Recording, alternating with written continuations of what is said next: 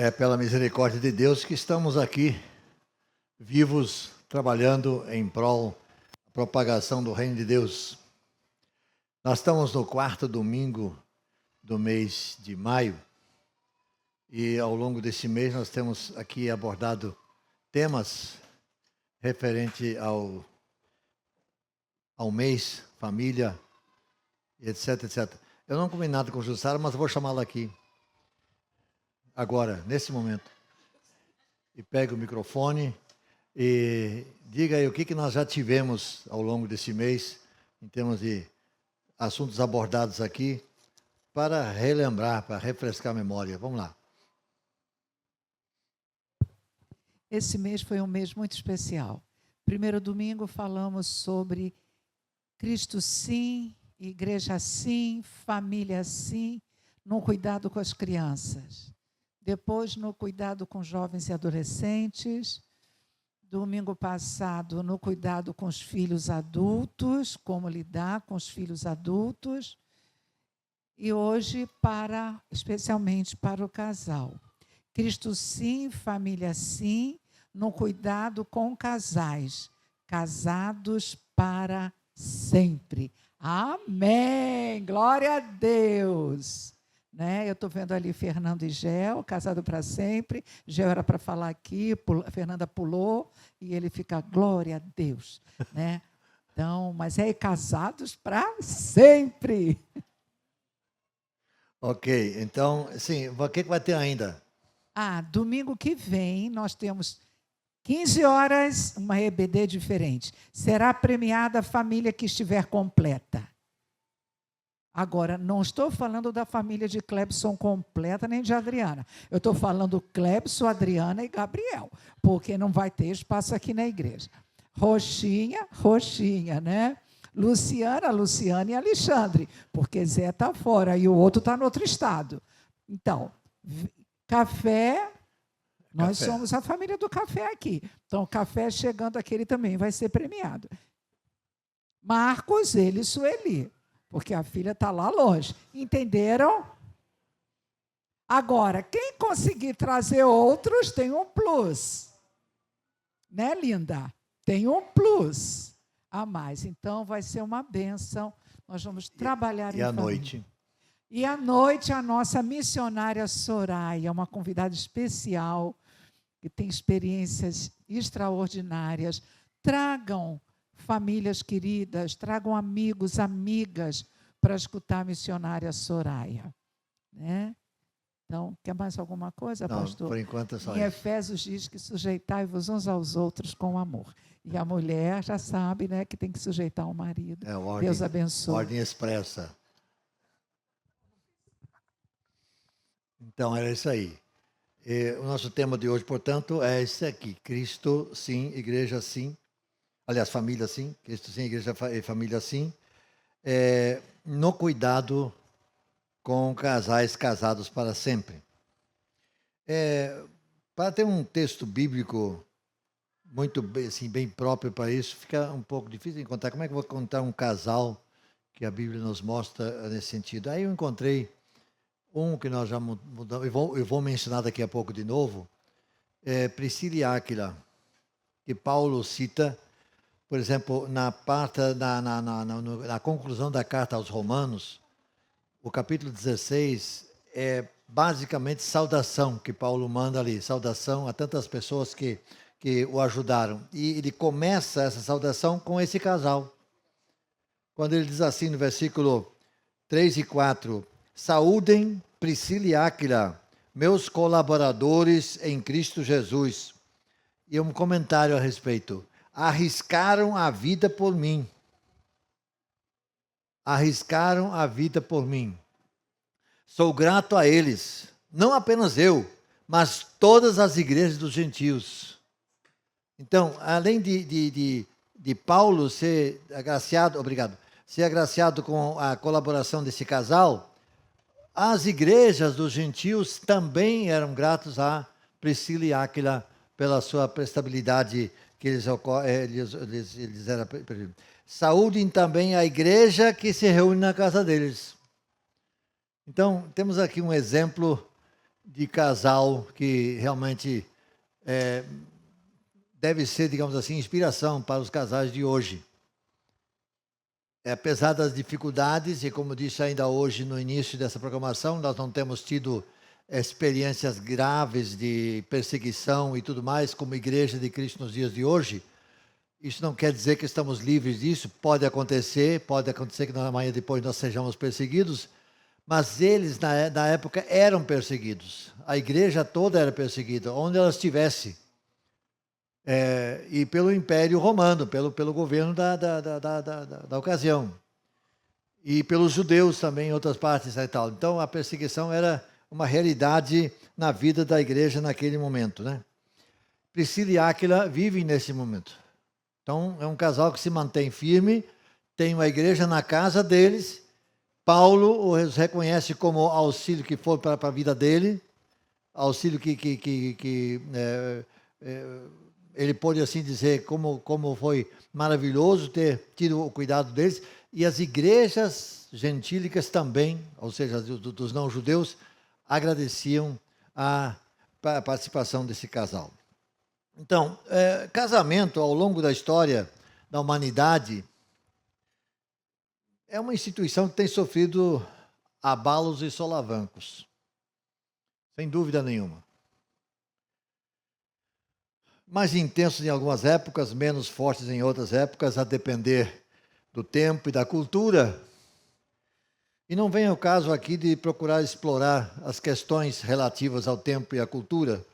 Ao tempo que eu digo, na época que foi a cultura em que essas coisas aconteceram. Onde mais ou menos se evidenciou o fato de o casamento estar em crise ou em situação de divórcio, muitas vezes acontecia. O nosso balizamento, embasamento aqui se baseia nas Escrituras Sagradas, e é nelas que nós desejamos então firmar e alicerçar essa palavra aos casais casados sempre. Alguns exemplos nós vamos citar, como já disse, Priscila e Áquila não estão fora disso, vão ser nessa relação, e outros exemplos que eu tenho trazido aqui em outras oportunidades, em outras circunstâncias e outras argumentações, mas que voltam a ser, porque são casais que, pela sua experiência de vida, tem o que nos mostrar em vários aspectos, várias diferentes situações. Esses casais, eles mostram o que significa viver ao lado daquilo que Deus espera que nós vivamos como famílias, como casais, porque nós não estamos aqui nem por acaso e também não estamos sem propósito. Se aqui estamos, há um propósito da parte de Deus para que nós vivamos e sejamos, digamos assim, testemunhas do Senhor aqui nesse mundo, nessa terra, nesse caminhar. Então, esses casais, como disse, têm sido mencionados aqui por mim e por outros, né? Eles voltam à tona, né? E são, portanto, casais que têm o que nos ensinar em muitos aspectos. Por exemplo, Isaac e Rebeca. Embora a Bíblia relata que Isaac amou Rebeca e encontrou em Rebeca conforto depois da morte da sua mãe, ele naturalmente era um menino muito apegado à sua mãe, a mãe veio a falecer, a Sara veio a falecer, então ele casa com Rebeca e encontra em Rebeca, digamos assim, uma espécie de conforto e consolo nesse novo relacionamento. Então, o relacionamento desse casal, ele é marcado pela confiança mútua um no outro e confiança no Senhor, confiança no, digamos assim, naquele que é o sustentador do casamento, criador e sustentador do casamento, e confiança nessa providência divina, tanto da formação do casal, como também da manutenção da sua história, da sua caminhada ao longo da sua existência. Outro que eu citei ainda há poucos dias aqui também, quando eu falei aqui, Ruth e Boaz. essa união que ocorre entre Ruth e Boaz é vista como uma história de amor, de respeito e de restauração. Há uma série de dificuldades aqui para serem resolvidas. A Ruth é moabita, portanto estrangeira. Ela continua estrangeira até quando casa com Boaz. Então ela se torna, agora também, por causa do casamento com Boaz, uma da terra de Judá, ou pertencente à tribo de Judá, a qual Boaz pertencia. Então, amor e respeito, porque sendo ela estrangeira, ela poderia ser rejeitada pelo próprio Boaz, que não ocorreu. Ele a acolhe, ele casa com ela, ele restaura a sua situação, dela e de Noemi, sua sogra, que estavam, digamos assim, ao léu da sorte, porque na época, na cultura, mulher não poderia se estabelecer como proprietária de terras ou qualquer coisa assim nesse sentido. Ela precisava ser casada. E Elimeleque e os seus 2 filhos haviam morrido. Então estão aí agora 2 viúvas. A propriedade existia porque Meleque deixou a propriedade, mas eles não tinham como tocar o negócio. Precisava ter um remidor. Esse remidor se torna, portanto, Boaz, que assume essa posição. Essa é uma questão da lei vigente, né? Um familiar assumindo a responsabilidade. Então, através desse casamento com Ruth, Boaz assume e ele então se torna esse remidor. Então, esse casal também é uma experiência muito interessante para nós observarmos. Como eu disse, que não é por acaso, mas providência divina e obediência à orientação de Deus. Boaz, humanamente falando, não tinha nenhuma obrigação. Mas ele ouve o coração de Deus, falando do seu coração, ele se torna então esse remidor, esse resgatador, esse protetor. Portanto, muito importante nós observarmos isso. E como já disse a Áquila e Priscila, ou Priscila e Áquila, esse casal do Novo Testamento, como já citei ainda há pouco na leitura, né? É um exemplo de parceria no trabalho ministerial do apóstolo Paulo. Paulo, na sua carta aos Romanos, ele faz essa saudação de uma forma muito especial, dirigindo a esse casal. Mas em outros textos nós vamos ver que eles trabalharam juntos. Eles, ainda bem não, infelizmente não estava no nosso tempo, porque eles não tinham reformado nossa tenda, porque eles trabalhavam com tendas. Tanto Áquila, como Priscila, como Paulo também. E Paulo deve ter aprendido essa função de fabricante de tendas, talvez com o pai dele, trabalhando para o Império Romano, possivelmente, que constante deslocamento, ele tem necessidade de levar essa casa ambulante. Sai daqui, vai para outro lugar, arma ali, e lá então tem como morar. Então tinha essa função aí. Então, Áquila e Priscila, esse casal foi parceiro de Paulo também nessa função, tanto na evangelização, tanto na divulgação do evangelho, como também na fabricação de tendas, que era uma espécie de sustento também para eles. Sustento financeiro, sem dúvida nenhuma. Então, o que acontece com esse casal? Unidade, perenidade e constância. Tanto é que Paulo, nessa saudação que eu li ainda há pouco, da carta aos Romanos, onde ele saúde especialmente Áquila e Priscila, pelo que representavam para ele, pelo que eles foram para ele no seu ministério. Então tem essa representatividade. Quem não poderia deixar de ser também citado é Abraão e Sara, né? Gênesis capítulo tal. Embora tenham passado por momentos de dúvida, por momentos de erros, de equívocos, Abraão e Sara mantiveram um casamento duradouro, caminharam juntos. Abraão é chamado, sai da tua terra para a terra que te mostrarei, e Sara o acompanha. E diz a palavra de Deus, num certo ponto, que Abraão foi sem saber para onde ia. Imagina. Sara o acompanha. Abraão, você vai para onde? Não sei, vamos embora. Dá para entender? É muita resignação da parte de Sara, acompanhando o seu esposo, quando esse não sabe para onde está indo. Vai para a terra que eu vou te mostrar, mas Abraão não conhece nada.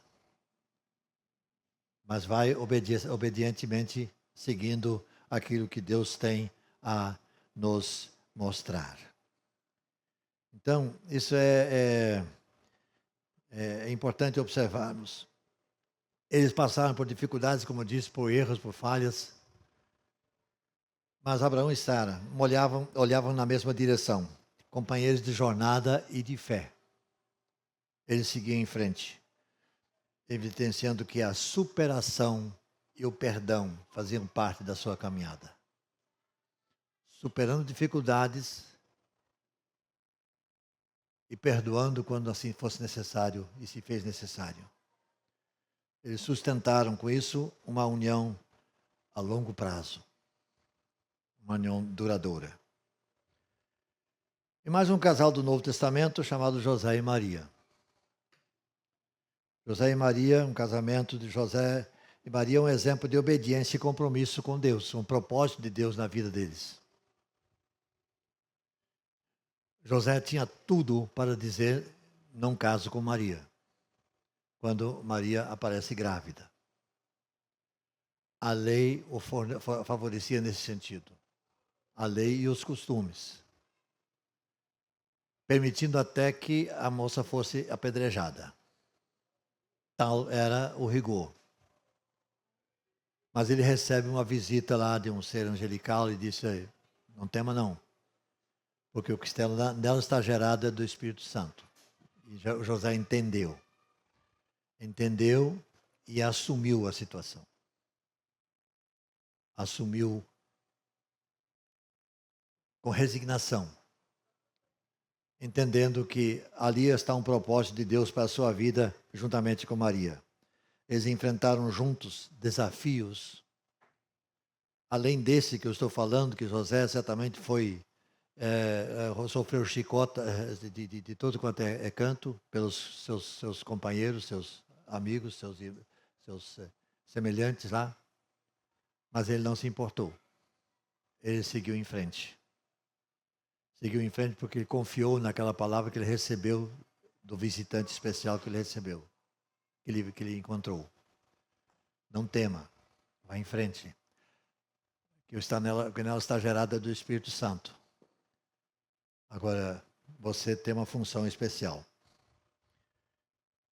Eles tiveram que criar, a missão de criar, de proteger Jesus Cristo, o Messias prometido, e que viria por meio de Maria.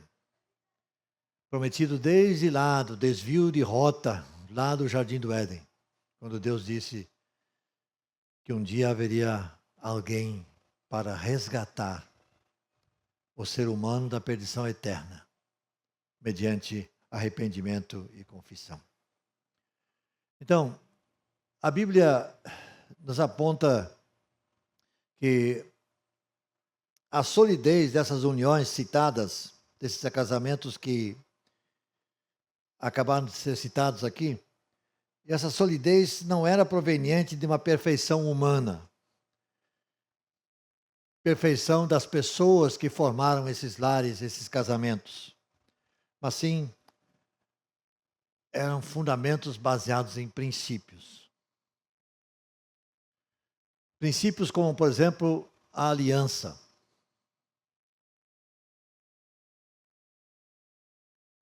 Em Gênesis 2, 24, diz a união de um homem e uma mulher, que Deus criou. Um homem e uma mulher.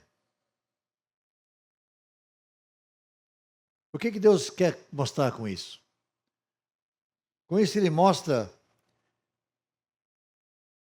e demonstra o seu objetivo de esses dois, um homem e uma mulher, se tornarem uma só carne. Não há mais eu e você, mas sim nós. Não é invenção de quem quer que seja. mas é do Criador. Que ao criar o homem e a mulher, fazendo esse casal, ou digamos assim, o início de toda a formação da humanidade, ele diz que os dois sejam uma só carne. Esse é o compromisso, essa aliança com o Senhor. Sem dúvida alguma. Um outro aspecto, um outro princípio é Deus no centro. Deus no centro.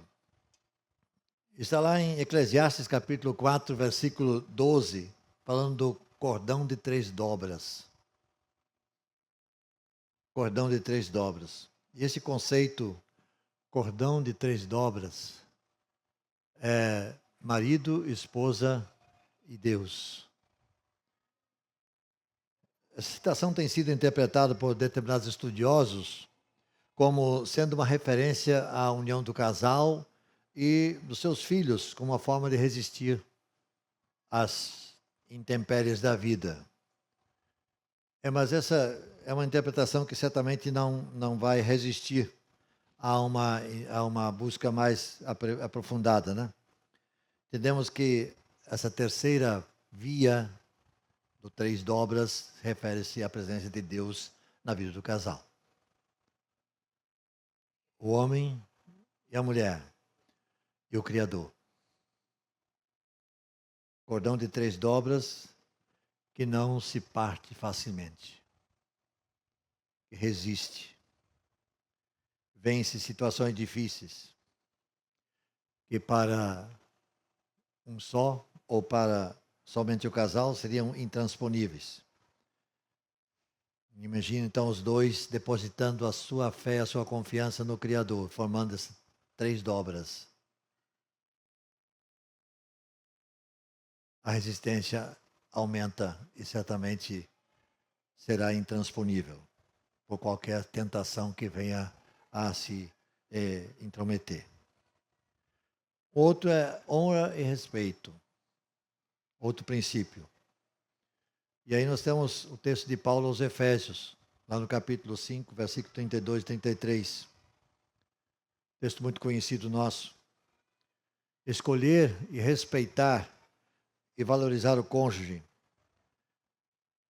Quando falo da submissão da esposa ao esposo, resume-se ao respeito. Esse respeito não é unilateral, é um respeito de mão dupla, não só de um lado. Fosse unilateral, facilmente se transformaria em despotismo por parte de um dos cônjuges. Sem dúvida.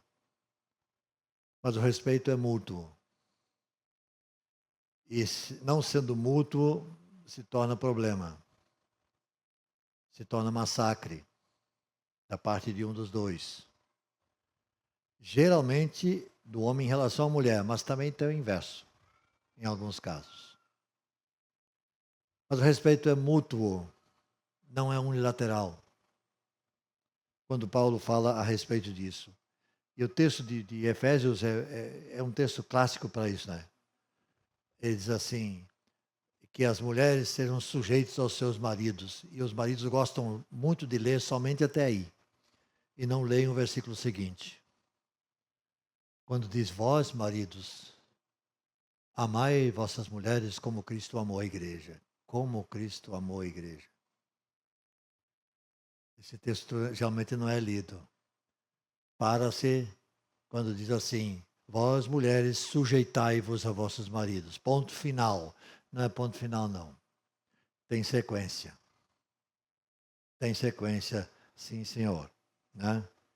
Então,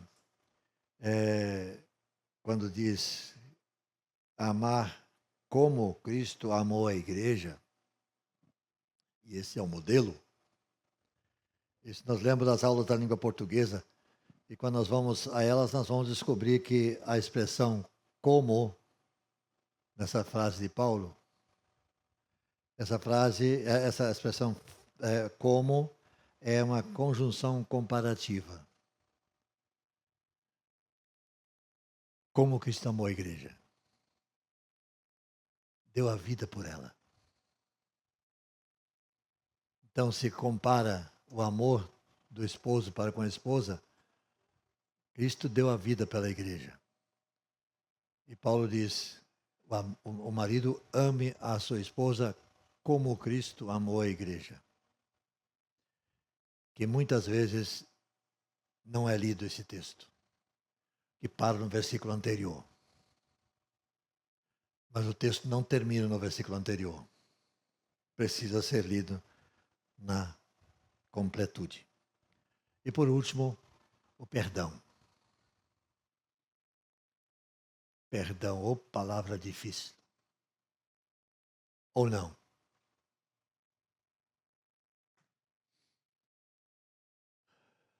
A capacidade de perdoar mutuamente é indispensável no relacionamento a dois. Paulo, nos Colossenses capítulo 3, versículo 13, vai falar sobre isso. Perdoando-vos uns aos outros.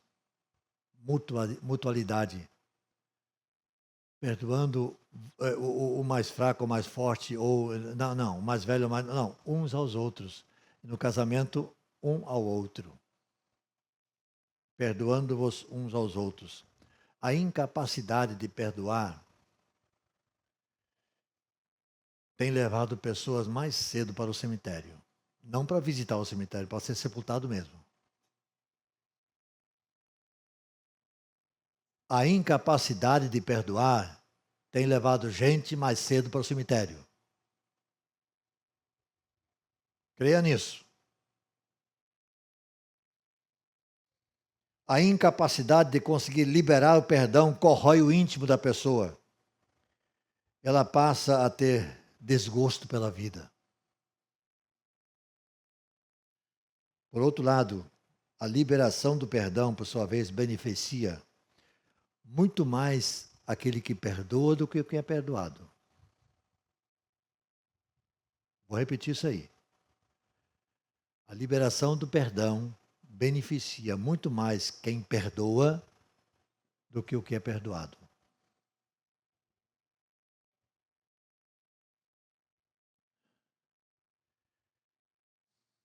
Eu lembro de uma experiência que eu ouvi, não vivi, mas ouvi, de uma enfermeira já aposentada, que eu encontrei na Igreja Batista Oceânica e na Ilha Taparica. Eu fui pastor interino por uns 4 anos dessa igreja. E havia ali uma enfermeira já aposentada. Ela fora membro da Igreja Batista, salvo engano, da primeira Igreja Batista em São Marcos. Eu nem sabia que o irmão Marcos tinha um bairro com o nome dele, mas aqui em São Marcos. Ela tinha sido membro, então depois que ela se aposentou, então se transferiu, foi morar na ilha e tornou-se membro da Igreja Oceânica ali na ilha de Itaparica. Muito atenciosa naquilo que acontecia. Lembro também nesse mesma situação que, graças à observação dela, eu não desmaiei no púlpito naquela manhã, porque ela conseguiu avisar o vice-moderador da igreja lá e me socorreu, né? Porque eu tinha saído de casa sem café.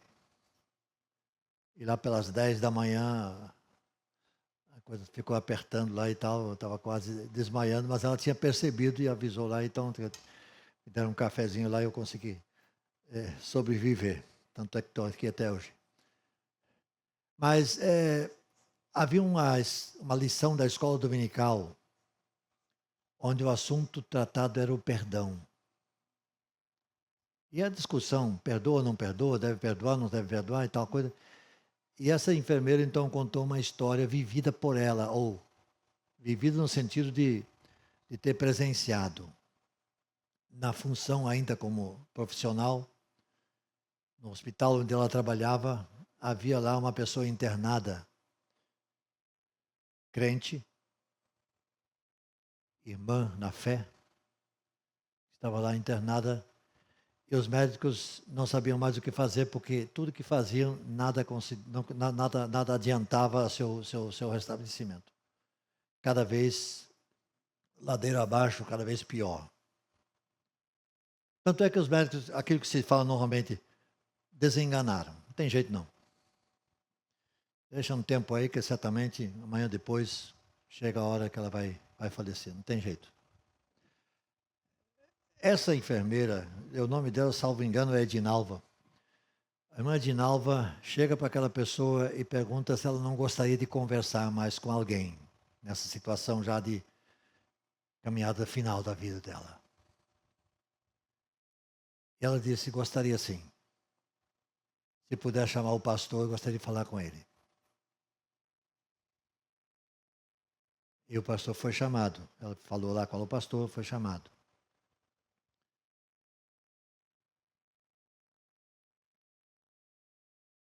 Nessa conversa, essa senhora enferma confessou que ela não estava conseguindo perdoar há muito tempo. Um bloqueio interno que a impedia de liberar perdão. Que depois de muito tempo lá de conversa com esse pastor, essa mulher conseguiu simplesmente liberar perdão aos montes do que estava retido no seu íntimo coração. Essa irmã foi sepultada cerca de 10 anos depois. Ela saiu daquela situação, saiu do hospital e ainda viveu em torno de 10 anos, agora com o coração leve. Não conseguir perdoar leva mais cedo para o cemitério. Portanto, se for por acaso esse o seu problema, reveja a sua situação. Perdoe. O Sara de vez em quando diz assim, não, eu tenho estoque de perdão, já vou liberando, né? A melhor coisa é isso aí. Forma um estoque de perdão, uma poupança de perdão. Se o já está perdoado, já saiu da conta automaticamente. É a melhor forma. Porque reter corrói por dentro. E você vai mais cedo para a sepultura. Portanto, o perdão é sem dúvida nenhuma a chave para uma vida mais tranquila, mais feliz, mais liberta. Claro que isso serve para os casais, mas serve para qualquer situação da nossa vida, de relacionamentos de um cara com o outro. Que Deus nos ilumine e nos oriente em tudo nesse sentido, para que nós possamos entender e, entendendo, praticar. Se assim fizermos, com certeza, nossa vida será mais feliz e realizada. Que Deus nos abençoe, que Deus nos guarde. Vamos orar? Deus nosso Pai, obrigado porque a Tua palavra é tão firme, fiel e real para a nossa caminhada. Possamos entendê-la e colocá-la em prática. Ajuda-nos, ó Deus, a termos aqui casais que realmente observam essas realidades, essas verdades, esses princípios, e que realmente se propõem a andar de acordo com a Tua palavra, a Tua orientação no seu caminhar. Ó Deus, que essa semana que diante de nós está, nós possamos vivê-la sob a Tua proteção e direção, e que no domingo que vem, quando estivermos aqui concluindo esse mês de maio, com a missionária Soraya aqui conosco falando da Tua palavra aos nossos corações, ó Deus, prepara a Tua serva, prepara todos nós, para que o que aqui vier a acontecer, glorifique o Teu nome, exalte, ó Deus, o teu reino aqui na face da terra. E que a nossa vida sendo edificada possa ser mais útil na construção do teu reino aqui na face da terra. Oramos agradecidos em nome de Jesus. Amém.